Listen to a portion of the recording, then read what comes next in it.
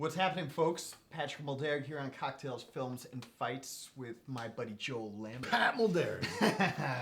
What's happening, dude? Oh, it's so good to be here. Happy to have you here, man. Yeah, well, you're going to drink me and we'll bullshit, chat a little bit. Sounds like a good way to spend the evening. You know it, man. So, I understand you want the, or what you like, as opposed to just whiskey neat. That's your normal drink, That's right? my normal drink, yeah. Yeah. So, you mentioned you like the Sidecar. I do. I like, when I have a mixed drink, which isn't that often. Yeah. It's pretty much whiskey or beer. Goes in the canteen, man. Exactly, Yeah. yeah. I want something that's classic, that's very masculine, that's not, obviously I don't want anything fruity with umbrellas and goofy swizzle sticks. No, But- one thing so. Exactly, Yeah. but even past that, I like the classic Cary Grant, Don Draper, 1920s to 1960s, sitting down by the fire with a man's cocktail before dinner. That gives, not besides the drink, that gives you that vibe that you're looking for when you have a drink. It's not just the libation, it's the whole thing, Mm-hmm. When you feel one way, you have a vodka cranberry, or some people like this type of thing. It says something. Big time, man. For me, like a Bloody Mary says, like, I'm either at a wedding and just starting off in the day, or it's the next morning after, a little hair of the dog. Totally. A Bloody Mary to me is sun, late morning, going along with breakfast in shorts. Yes, shades on. Yes, exactly. Even if it's indoors, you're like, my head's hurting, man. Yes, exactly. That's what Bloody Mary says to me. Most definitely. And this Sidecar, made popular during World War I. It's got that Hemingway vibe, Yes. Mm-hmm. Anyway, perfect. So, tell me more. Well, we got our glasses chilled, and initially this was, people claim different ownership of this. The French claim ownership of it. Yeah. Whatever.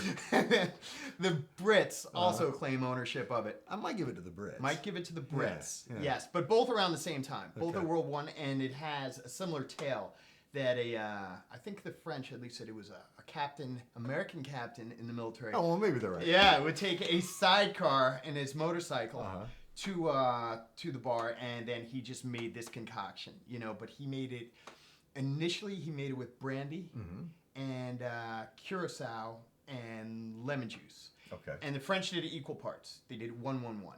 Okay. So later on, the Brits, of course, they upped the Wait, they did 1/3 lemon juice? That's what they did. Wow, that's pretty potent. And that's tart, Yeah. So anyway, yeah, exactly. You're already making the face. So, but continue. Yeah, Brits actually, they kicked it up. They Jesus, I'm emeralding out. Kicked it up a notch, but they bam.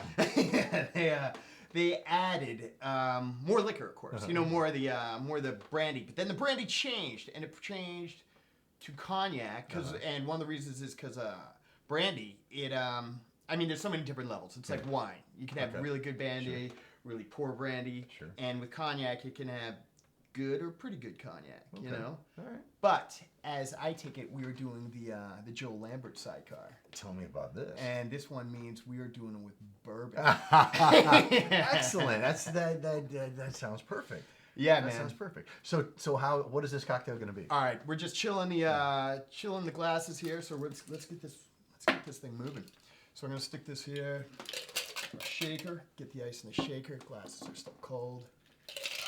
All right, and then hey, we're gentlemen, so we use coasters. Do we? Yeah, at least some people accuse us of that. That's Good thinking. And then we'll move along to I got a little Cointreau here. So it used to be curacao, but they changed it to Cointreau basically just because it tastes better. Yeah. hard to argue with that. Yeah, no kidding, huh? And then, so here we go. So we're gonna go. We'll go one of these. Okay. And I'm putting 1/3 of Cointreau here. Okay.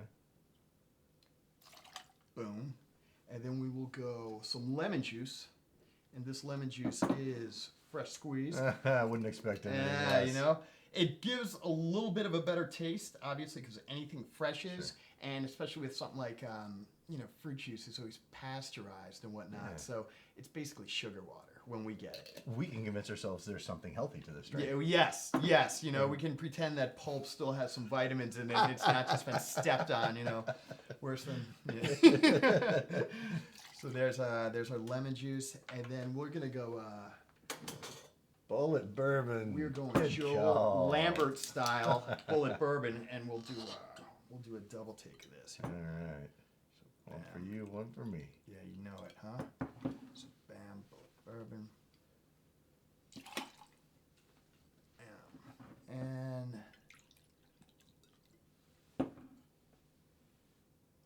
one of these days, I'm gonna have an extension in this place, and there's a guy who's gonna make my drinks for me. It's hard to argue with that one too. Yeah, huh? It's like certain people want the swimming pool. I want the bartender. Did you pass me that bad boy? Sure. Thank you. So, what's your favorite knife? Now that you're holding a knife, Joel. My favorite knife. Favorite knife, if you like. Let me categorize that. Okay. All right. What is, say, your favorite hunting knife? Well, you know, I've been spoiled in that I've been exposed to some really amazing blade makers. And I've used Daniel Winkler's work on my shows. Yes, handmade, hand forged out of Carolinas up there. He makes exceptional blades, and I've used his tomahawks. One large fighting knife, the hunting knife-ish, called the Bone Talk.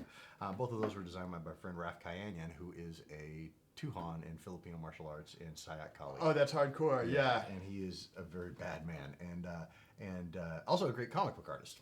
That's what he does for a living. Oh, yeah? But the dude is... Tell me his name again. Beyond that, Rafael Kayanyan. Rafael Kayanyan. Yeah. Is he Filipino himself? He's Filipino himself, yeah. He's a New York City guy. Anyway, so he designed those blades. Daniel Winkler makes them, and then I would carry them in my show. But there's a lot of frogmen blade makers coming out that are doing exceptional work. Brendan Weimhole, who I went to Buds with, and who you may have seen in Act of Valor, is making really great blades now, and his trade name is Whiny. That's his brand.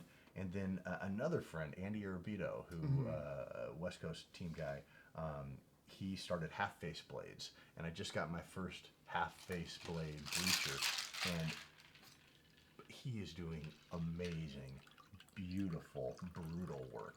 When I first held this blade in my hand, it just, you'll get it. Sorry to everybody at home. I just felt like crushing a skull. It was just one of those blades that felt heavy and violent in your hand, and just such a beautiful, beautiful tool. So I'm pretty stoked on Andy's blades right now. That's pretty excellent. Yeah. Yeah. That God, a lot of team guy knife makers coming out. Yeah. Very cool. Which man. is a totally logical. Totally logical, yeah. Team guy to do.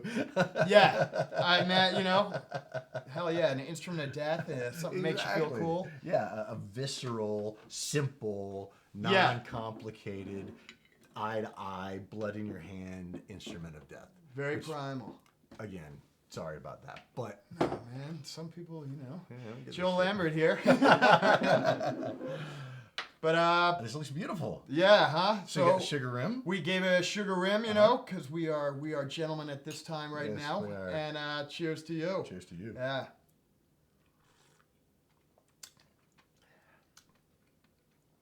You can taste the lemon juice in there. Yeah. That's a fine cocktail, Patrick. Thank you, my man. I'm gonna enjoy that one. Yeah. And I've got something for you. You are hooking me up with the cocktails. I happen to bring some cigars, which if we're having a fine masculine cocktail sitting around the table talking about fine masculine things, I think a fine masculine smoke would round out the occasion. So, you are correct, my man. So I have the Monte Cristo Open. That is a lighter smoke.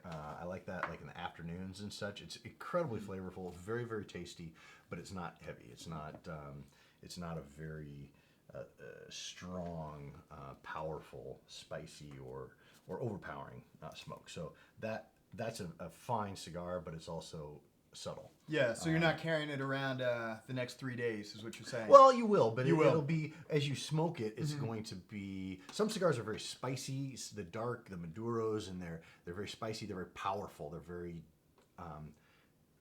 it's just very powerful. And sometimes that can be a little too much for even experienced cigar smokers. It just depends on what you like, you know? Sure. And this is something that's just as flavorful, just as fine, but it's on the lighter end of the scale. Very cool. Yeah, which that's one of my, and all these are my favorite cigars. And then this, Hoyo de Monterey Grand Epicure.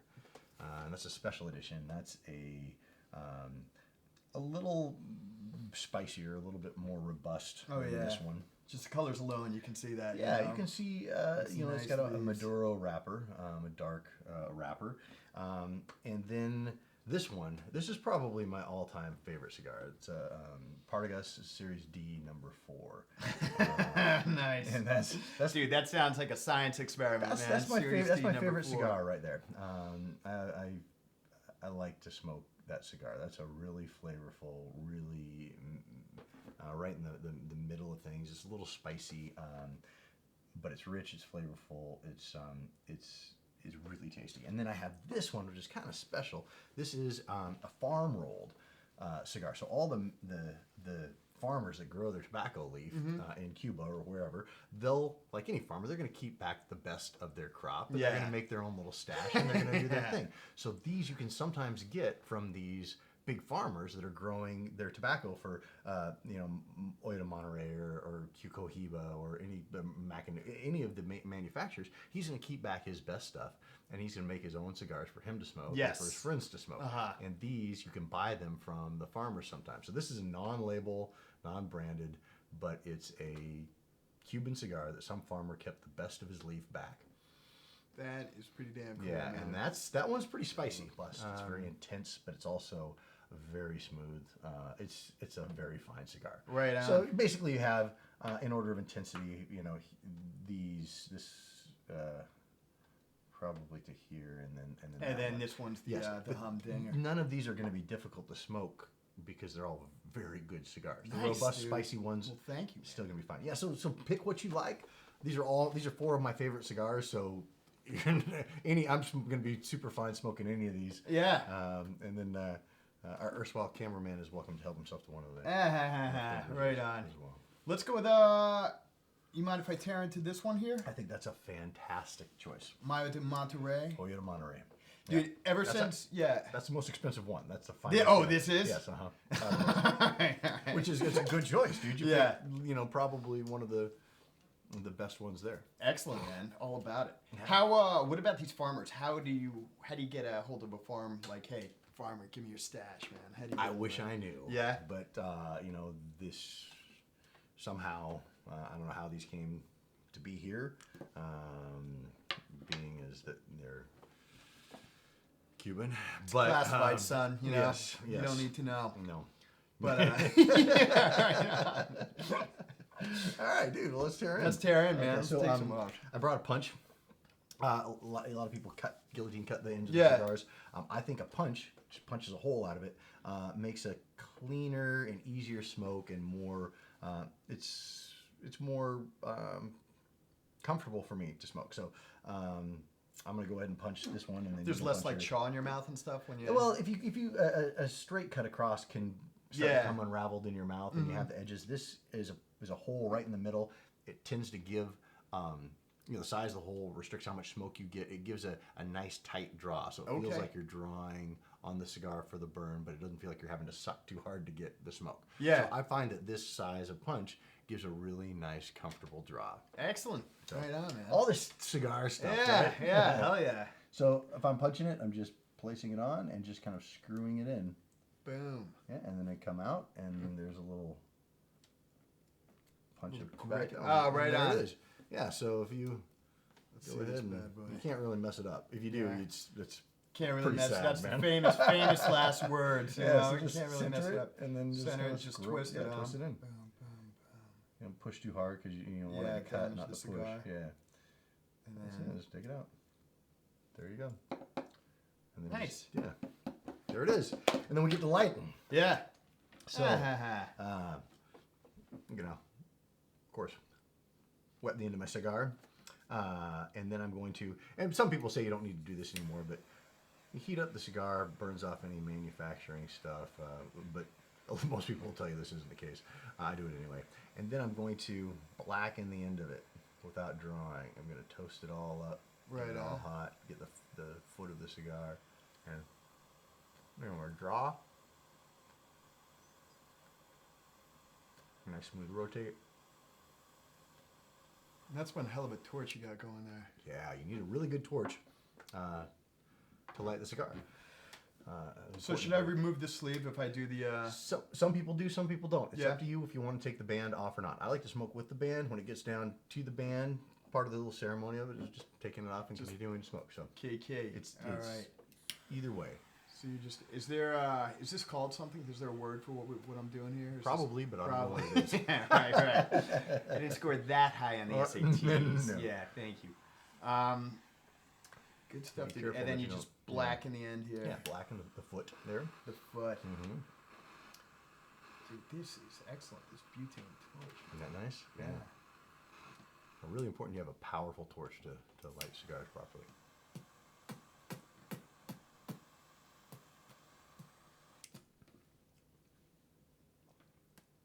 I don't think you got quite, yeah, you need a lot more lighting. You need to, so hold it above, like right about here, Yeah.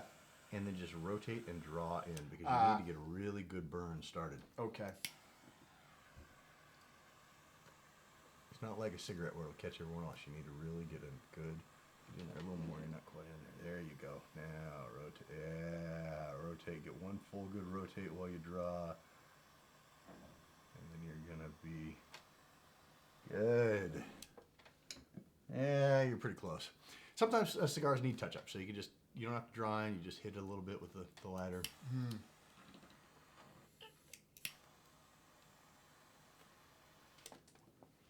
So with the cigar, they don't have any chemicals on them that are going to keep them burning like a cigarette. So cigarette, you put it down, it's going to burn until it burns out. Yeah. Cigar won't. About 5 minutes, the cigar will go out. Okay. So a little cigar protocol, you never grind your cigar out when you're done with it. It's very disrespectful to the fine piece of craftsmanship that this represents. So you just respectfully let it go out when you're done with it. In about 5 minutes or less, it'll just go out. The converse to this, or the problem with it, is if you're not continually drawing, it's going to go out. Yeah. So you need to draw between every 30 seconds to a minute or so. More than that, it's going to get too hot and be not as tasty. So you got to kind of find the speed of smoking. Very cool, man. Yeah.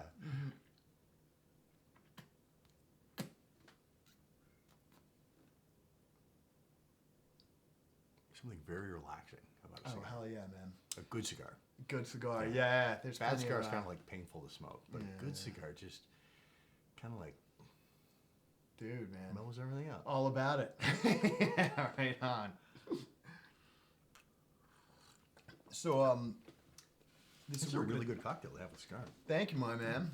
And, you know, there's plenty more bourbon and, yeah, make some more. Yeah, sounds good. So what you're saying? You're saying, a show I was talking to, or a movie rather, we were talking about goes hand in hand because you're doing, you know, you did Predators, you did, you know, Lone Target, Yeah, and then which is Manhunt everywhere else in the world. okay. You know what was Everywhere else cool in is the that in world. China, it was called Capture the Special Master. The Special Master.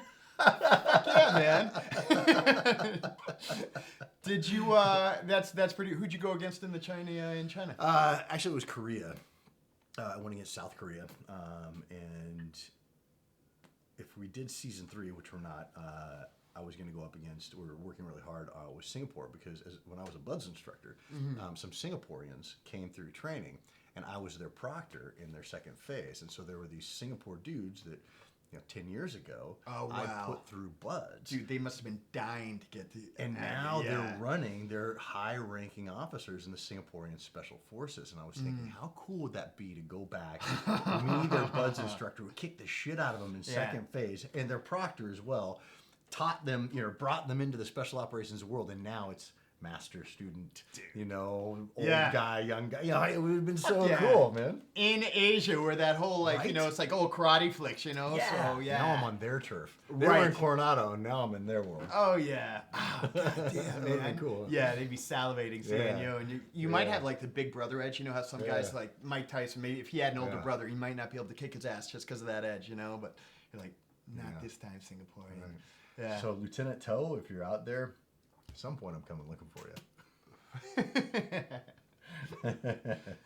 But like moving along, like your his show, in case you don't know, you get chased by whether it's military, police, or any hot shit group of strategists that hunt a guy down, and you got to evade them. Yeah. So a movie that very similar to that, if you add some screenwriting and some lights in Hollywood, is the first Blood.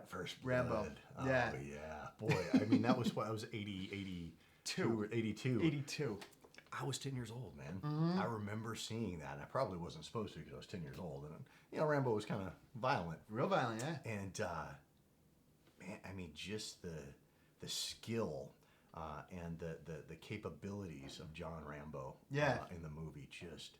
Man, it lit my imagination on fire. Now here I am, 30 years later, doing pretty much the same stuff. I was building some of the same booby traps that John Rambo built in the forests of Washington State in First Blood. Radical, man. Yeah, it was so cool. Yeah, he very the Vietnam vet, and he's doing like the snap trap, with the sticks melee on it gate. and whatnot. Mhm. Yeah, that's wild. Deadfalls and melee gates, which it's interesting. All those indige. Or all of them that I know of, all those indige booby traps are pretty much just pig traps or chicken traps. They're hunting snares that they've just scaled up to man size. Damn. So all that, the melee gate, that's a pig trap, the one that hit that dude across the thighs and stab him in. I made that on a couple different occasions. You made that? Yeah. Nice. Yeah. How hard is it to make? It's not hard to make. I mean, with many booby trap systems, especially ones like that, indigenous ones that you're creating from a tripwire or a pressure plate or something like that, has a trigger system. Okay. And the trigger system is generally the most complicated, creative, and dangerous thing to know. If you can make booby trap triggers, like a figure 4 or... So, a figure 4 trigger. Yeah, it's a very simple... It looks more like a figure 4 than figure 4 leg lock. Yeah. It's basically one piece of wood with another one that is tension held on the top with a notch, and then that comes down to a third one, which is tension held in place of the other two. And basically, anything that nudges it is going to... I think I know what it is. Yes. Yeah. You've seen it's a very, very common trigger system. So it's got a little niche in here, and this is balanced here, and then one over there. Is that Yes. it? Okay, yes. Yes.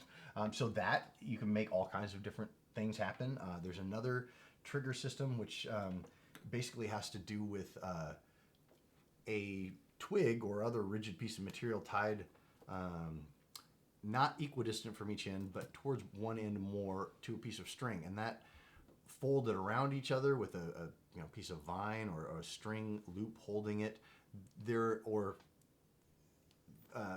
put through... two small retaining twigs. There's so many different ways to make that happen. But once you understand, it's kind of like those old triggering systems that we used in the military, that there were 4, you would push, pull, tension, release, that you configure it several different ways. Same thing with some basic trigger systems. Once you learn how to configure them several different ways, you can have them push, pull, tension, release, all those things, you can have them trigger. And then what you put at the end of it, a deadfall, a melee gate, or explosives. Right. It's all up to the creativity. And thanks to John Rambo, you were able to go on and deploy as a SEAL and come back and have a show where people chase you and you get away and put them in the herd locker. That's, one of the best parts about my show was every time we'd start, whoever I was going up against, whatever unit, whatever special operations force, whatever police unit, they were always, we're going to get this guy about lunch. We're going to get this guy. Yeah, I know. And I wouldn't say, I just, but overconfidence, that is the aroma I most enjoy in life. Oh, yeah, most definitely. Yeah. And sometimes I get caught, I mean, it's a hard thing to do, but it's really hard, man. It was Yeah. never easy for him. Ah, that's excellent. Yeah, I saw like guys got really hurt on your show. Oh yeah, Yeah. massively. Yeah, right. like life-threatening stuff Yeah. happened on the show on a regular basis. It was awesome. Yeah. And I love that, not because guys got hurt, but because to me that The gives- realism, you Yes. know? Yeah. Yes, it's legitimacy. It's like Right. we're doing something valuable, something real, something visceral, something legitimate. You're not cutting off the cameras and all like No. sitting down playing Scrabble for a No, while. Yeah, no. you're on the move and it's happening. These guys want to get you bad Yes. enough where they get injured, or you do. I saw, for example, if you saw the behind the scenes footage, one of the nastiest ones was when the flying fish came out. And they Right. landed into one of your camera guys' necks. Yes. Yeah, and it got lodged like this close to his spine. Who The can FBI make that lifted shit away. up? Yeah. He got stabbed through the neck by a flying fish and almost killed. Yeah, harpooned by a flying fish. You know, it just launched right into his neck, and it was What just is that? as radical as what it was. You know. What is that? Yeah, it's like when I saw it, I was just like, dude. Yeah, what the fuck? Yeah. I was sitting after this had happened, and it actually happened on one of the pickup shot days. So the hunt was over. We were doing pickup shots and connecting things because as we're doing the hunt, we're not getting all the coverage we need because it's really happening. Yeah, of course. So then you have to go back and shoot little things. I have to explain to the camera what I did in different places, and that gets cut into the show to make it more watchable. Yes. So that's when the flying fish thing happened, when we were shooting that. And after we figured out what was going on, he was sewed up, but there's this big lump, and we're like, holy shit, something is stuck. Something is impaled in his neck. We've got to get him off this small island to a bigger island, and from that bigger island to the mainland, to the hospital, to emergency surgery before he dies. Jeez, it's like the start of Alien. You're like, Right. something's on his face. We got to Yes. get him back to there. Yeah. So I'm looking at my buddy Woody, who's SAS like 34 years or something, and still trains those guys, and another guy Bob, who's SAS in MI6. Nice. And we're looking at each other, going, "Have you ever heard of anything like this? Have you? No, I don't. This is the first thing I've ever heard of." And we have like 82 years of special operations experience between the three of us, and none of us have ever heard of anything like this happening before. Yeah. That is sick. Yeah, crazy. Yeah. huh? The guy turned out all right, though, right? Yeah, he did, and he's got one of the best stories. Oh, hell yeah. Anybody. Yeah. Yeah, he'll be in the bar and anybody can tell any story and he's like, oh yeah? You ever been stabbed by a flying fish? Exactly. Yeah. It was like a millimeter next to his spinal cord. That was excellent, man. In terms of martial arts, where do you think it's appropriate in combat, in warfare? That's a really good question. And my answer to that question goes beyond just martial arts, just beyond the hand-to-hand, the unarmed, or blade or stick or very simple training and ability. Because I get asked a lot as I'm doing Manhunt, as I'm doing Lone Target. I prefer to just have a map and a compass and a very few things with me. Yeah. Just enough so I can make or get the things that I need and still travel very, very light. So that is predicated on having a lot of primitive skills and being good at certain things and being good at improvising. And so I guess I relate hand-to-hand skills, fighting skills, a martial art skill with ability to navigate with map and compass, ability to make fires, to make water purification systems, to navigate with the sun, to do all these kinds of things that are very primal and very base level to our humanity. Because I believe, and I think a lot of us, and you will back me on this, is that in hierarchy of importance, I get asked all the time, what's the most important thing for me to have when I go out there? What's the one thing I have? What are the top 3 things I need to do? What's your most important skill? All these, boil it down to one quick pat answer. Mm-hmm. And what I always say is that the most important thing is the man and his mindset. That is the most important thing of the warrior and what you bring out in the field and how successful you'll be. On top of that is his training and his experience. So a man with an incredible warrior's mindset, with good training and experience, and then on top of that, the smallest portion is his technological abilities and his equipment, his gear, basically. Okay. So if the gear goes, now you have training and experience to fall back on, and a man who's trained and experienced is going to get the job done. And if you lose that, you lose all the training and experience. And some guy's out there who doesn't know what the fuck he's doing. If he has a solid mindset, and an attitude, and an understanding, and a focus, and a drive, and a will, that guy's probably going to be okay. That's the most important thing. And so I equate all the technological skills and all our weapons and all that stuff at the top level is your equipment and stuff. And down at the bottom level, the man to the mindset and his training and experience, those are going to be the martial arts, the navigating with the sun, the understanding of the contour of the earth and everything like that. So when things go wrong and you lose all your technological equipment, a guy who has a great base in navigation and field craft is going to be better off than anyone else out there, and he's going to be able to win the fight and continue the fight. Same thing with the dude with the combatives background. You're shooting with weapons and you're moving in a different a way, but that understanding of strategy, of mindset, of personal combatives, all that stuff forms a foundation that all these other things that may be completely different than those skill sets rest upon. All your other skill sets will rest upon those unarmed as you strip everything down, as you still have the mindset and you still have the training. That's the bedrock of everything. And then you can add things on top of it, and you have a depth of understanding and knowledge and ability that enhances those technical abilities or those weapon systems or whatever technology you happen to be carrying. Right on. So you'd essentially say it's like you got to have a positive attitude, a thorough motivation, and that's just your base. If you correct me if I'm wrong. If you have that, you're basically set your own limits after that. Yeah. Well, look at the SEAL teams, for example. We are very, very, very good. We are world class in what we do, and the reason that we are is not because of all of our money and all of our expensive training. It's because of buds. And it's because we put these kids through hell. And well, you instructed them for what, several years? Yeah, a couple of years. I was an instructor at the end of my career. But you sift these kids and you find the ones with the mindsets and with the strength of will and with the sense of humor and with the raw materials. And then we give them the training experience. And you said sense of humor. Yes. You just said, elaborate on that.